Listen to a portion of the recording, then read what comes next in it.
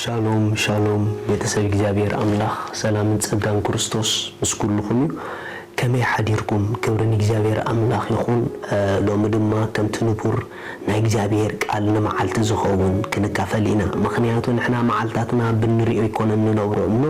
ንመዓልትና ብንኣምኖ ናይ እግዚአብሔር ቃል ኢና ንነብረን ናይ ህይወት መርገፂና ዝርኢዮን ንሪኦን ነጋጥመናን ንሰምዖን ገለ ይኮነን ኖ ናይ ህይወት መርገፂና እናኣምኖ ናይ እግዚአብሔር ቃል እዩ ኣብ ቃል ኢና ንረግጽ በቃሉ ኻይና ንነብር ማለት እዩ አሜን ምክንያቱ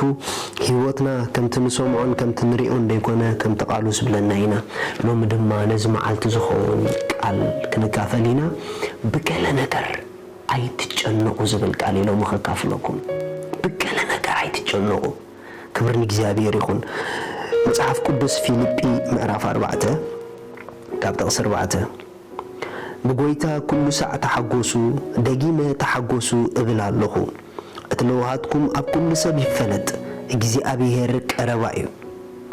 ድሌትኩም ዘበለስ ብጸሎትን ልማኖን ምስናይ ምስጋና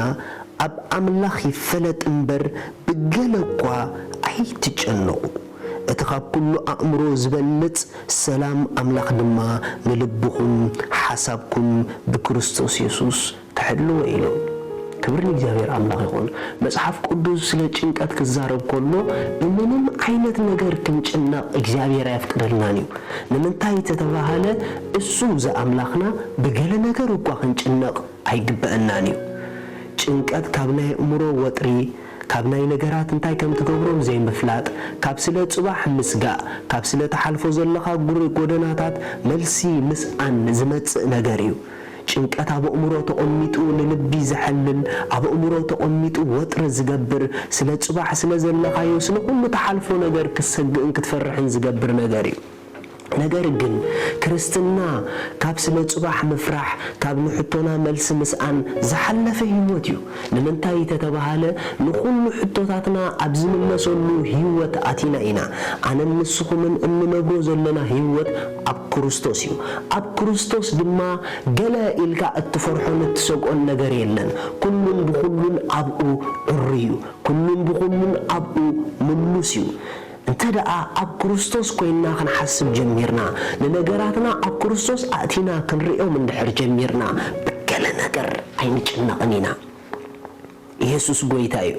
አሜን ሪኹም አብና ጭንቀት ዓለም እንነብር ነገራት ልዕል ዓቅምና ክኾኑ ኮሎ ነገራት መልስ ክንስእነሎም ኮለና አብና ጭንቀት ዓለም ይዘንብረና ንሕና ግን ነገራት ልዕል ዓቅምና ክኾኑ ይክእሉም በምንም አይነት መንገዲ ለምንታይ ተተባሃለ ንሕና ብኡኡ ኢና ንነብር ንሕና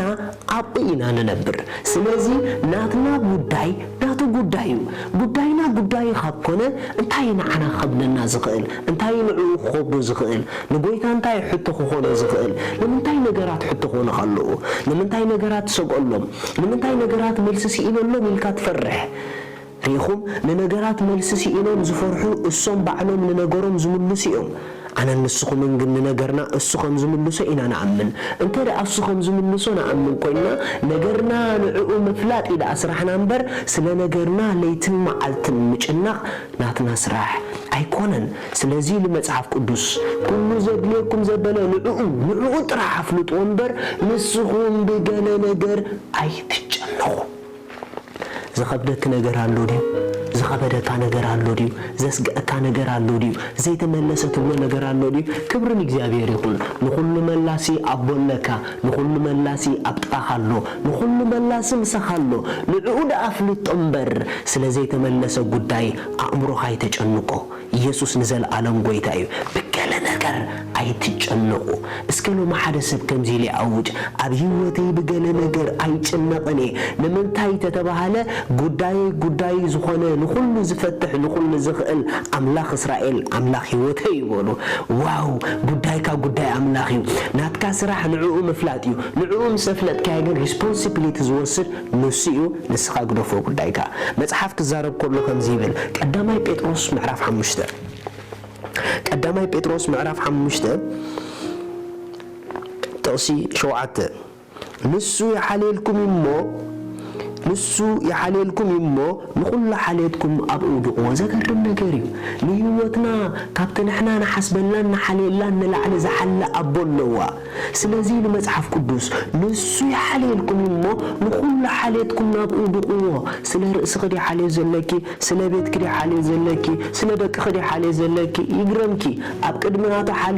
حاليت هيكونن سلازي بدايكي نعود أفلت ينبر السخي بزت حاليو زلخي أي تجنقي يسوع نزل عالم قويتاي نسو حاليلنا إمو حاليتنا زبنا كلنا بأنتاي نقبره لو دقو لمن تاي نجنا أطفال تحوات نجاراتنا عبرسنا سلا نودقومي نجاراتنا نابوس لزين نودقومي أبا خان تودي كاب على خيخات من المسوق نعون تودي كاب نفسي إزم المسوق سلازي نابتن كل زملس قدايك حليفك بعرفت من بارح شكا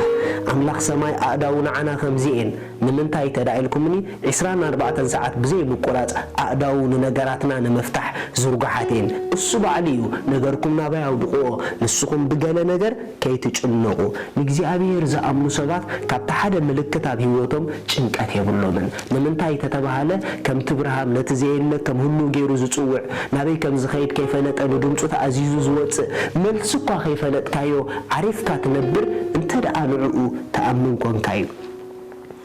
اسكالومي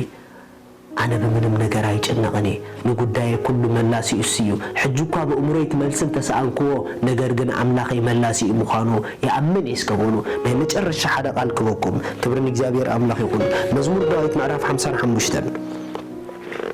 مزمور دايت معرف حمسان حموشتن تقصي عسران كلتن ጾርካና بእግዚአብሔር ደርቢዮ ንሱ ክድግፈካዩ ንጻድቅ ሰንከልከል ክብል ከቶ አይሐድጎኒ ዋው ጾርካና በእግዚአብሔር ደርቢዮ ንሱ ድማ እንታ ገብረካይ ክድግፈልካዩ ንጻድቅ ሰንከልከል ክብል ከቶ አይሐድገኒ ደስ ይበልካ እግዚአብሔር ነገር ከቢዱካ ሰንከልከል ከብለካ አይጎድፎኒዩ ንምንታይ ተተባሃለ እግዚአብሔር ሰንከልከል ጻድቅ ክርኢ አይደልኒዩ ጻድቅ ሰንከልከል አይብልኒዩ ጻድቅ ንስኻይኻ ስለዚህ ሎማ አንተ አውጅ بقداي سنكل كلاي بلني بحطي سنكل كلاي بلني أملاخ سماي مسايو أملاخ سماي مسايو بولو كبرني إجابير أملاخ يكون سنكل كل أي تبلنيها بس ما علتزي بقلا نجر أي تنقني لكم عصوه زي تملسوا قداي اللوري قداي بالكان ملاس يسيو كملو سير كاوسودو نا أملاخ سماي دما كبر حبو شالوم